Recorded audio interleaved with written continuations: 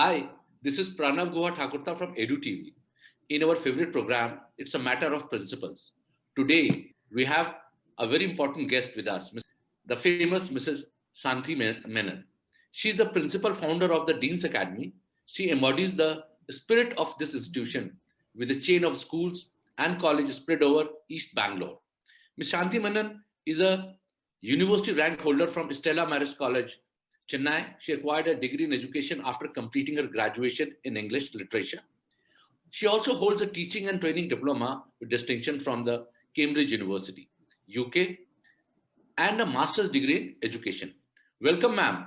Ma'am, your host today will be Professor Vidya Srinivas, Head Marketing and Corporate Relations, Universal Business School, Mumbai.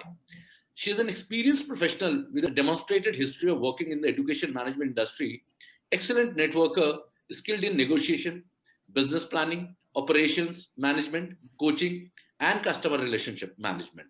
Welcome, Vidya. Pranav. Thank you so much. Talking about Universal Business School, we were born in 2011. Very frugally, we started 15 students. Today we have 500 plus students, and the three principles that we follow very, very closely, very dear to our heart is ethics, environment, and experiential learning. So when I say ethics, we follow utmost transparency in with all our stakeholders, whether it is students, parents, or faculties, or the governing bodies that assess us. With terms of environment, we both do hard and soft environment functions. Our infrastructure is completely environmental friendly. If you see, our buildings are structured in such a way that there is less consumption of energy and a lot of cool air that comes around the campus because of the structure that we have designed and the stones that we've used. We have planted almost 10,000 trees around us. We've adopted 3 villages, and we're doing a very, very close activity with them in terms of the CSR. Talking about experiential learning, it's a complete cascading effect that we get it to the students, whether it is wisdom through spiritual excellence, whether it is management of self, whether it is mentoring, consulting, creative research, shadowing with industry, in getting industry mentors to mentor the students. So it's a complete plethora of learning through hands-on experience rather than just touching the surface through a case study method, which most of the B schools do. And we truly believe in giving it back to them. Every penny that we earn, we believe that we just keep something for our survival and it goes back to them. So it's 5 years and it has been a beautiful journey with Universal Business School. I humbly invite you to be a part of us whenever possible, whenever you're in Mumbai. We would love to host you, and I'm sure you will have an exciting time. It would be a pleasure. Mumbai, yeah, and in Mumbai, if you see, the colleges are smaller ones. So this is a 40-acre, lustrous green B school, and India's first green B school today. So we are known as the first green B school in India. So and it's where a are you situated in Mumbai?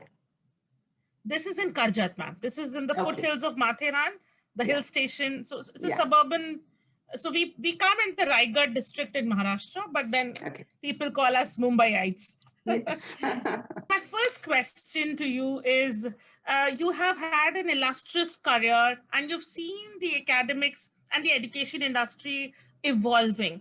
Do you see that if you compare it with the West, do you feel that there is a serious difference in the terms of what we do with our kids to what is done in the West? And have you seen it's just a cosmetic changes that has come in, or there have been some serious changes that have come in? So that's my first question to you. There has been tremendous changes that have come in, from the times there where the teacher knew it all and there was only a chalk and board in the classroom, to, a school structure, the physical infrastructure, which is quite drab and boring and unattractive, and nobody believed it has to be more attractive, to every aspect of a school life of a student, a teacher, the administrator has changed dramatically. So if you compare it to the West, we are not, so there are good aspects of the Western systems of education. And I would only like to refer to those good aspects. We are not possibly there completely. But there's a lot of move towards achieving these. And these are, the focus is, when I talk of, the good aspects of Western education, the biggest change that has come about is today education is student centric. There was a time when the teacher just delivered and it didn't matter what the child wanted or what the child's ability was, or what the child's future needs were. But today everything about education in a school is about what the child's need is, what the child's aptitude is, what is future prospects of this child that we can foster and hone, kind of thing. So that's one angle. The second thing that is, we are aligning towards what a whole lot of successful Western education cultures are doing is, in terms of teacher education. Um, there was, the times where a teacher's experience, so I have 25 years of experience, and so I know it all, doesn't hold good anymore. The rawest teacher, as long as she or he is open to learning, open to change, open to adaptation, open to trying out new methods, all in focus with the requirement of the student. So, and that is a better teacher today. So you don't need to have 25 years of experience anymore. And that's a huge revolutionary change in perspective. So gone are the days when, the sari-clad 25 years experienced teachers were, looked up at with awe. We don't need to do that. Some of my best teachers are in the early 20s. And I don't have any qualms in saying that I learn a lot from those youngsters in the school. So that's another huge kind of change that is there in the education sector, which is aligning with the Western cultures in terms of education. Also, the need for teacher enhancement and empowerment. There's so much focus today on it. Um, Teachers spend a lot of time, upgrading themselves, which again was not a feature that, teachers ever undertook in, those many years back. Uh, the next thing would be, uh, when you're talking of students, like I said, in the old days, it was about knowledge transfer. We don't focus on knowledge transfer at all today. Knowledge is available everywhere.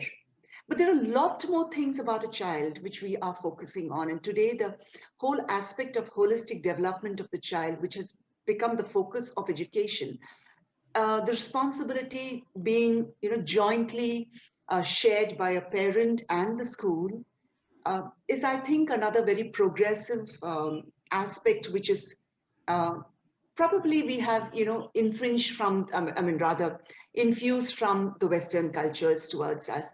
So maybe, it was there, Vedic times when we have Gurukulas, everything about the student was the teacher's responsibility. And then there was space when everything just died out and a school became purely a knowledge transfer unit. We've gone back now. We're looking at, working on children's soft skills, working on children's value systems, working on children's attitudes, working on building individual, abilities and honing that about each child. So this is another, I think, a very dramatic change that I have seen in my, vast career of, over a couple of decades. So I have one of those, I think those older, I'm talking in terms of age, in fact, older people who have seen that kind of change happening. Another critical thing that has also happened is kind of parent engagement. While we were youngsters, I don't remember my parents ever being part of my school life, except they would come for those award days. They would come to watch us for a school day, and that's it. Whereas today, parents partner us in each of this. It's, our dialogues with parents are practical on a daily basis. We're talking about every aspect of the child's growth, which they will support, or we support each other with for that child.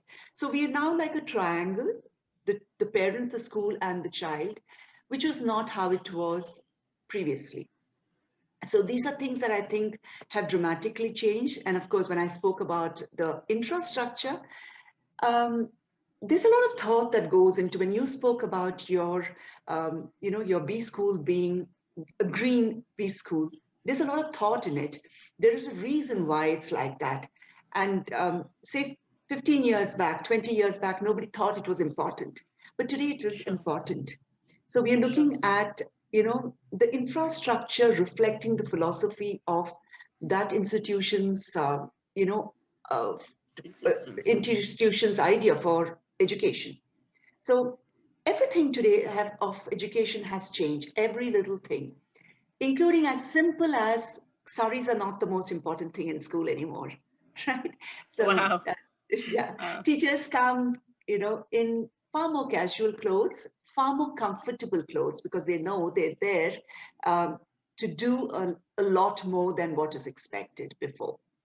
So Sure. I think I probably have covered a whole lot in that. Yeah, wow, very enlightening, and quite a deep, interesting anecdote where we could connect with what was there and what is now moving and changing.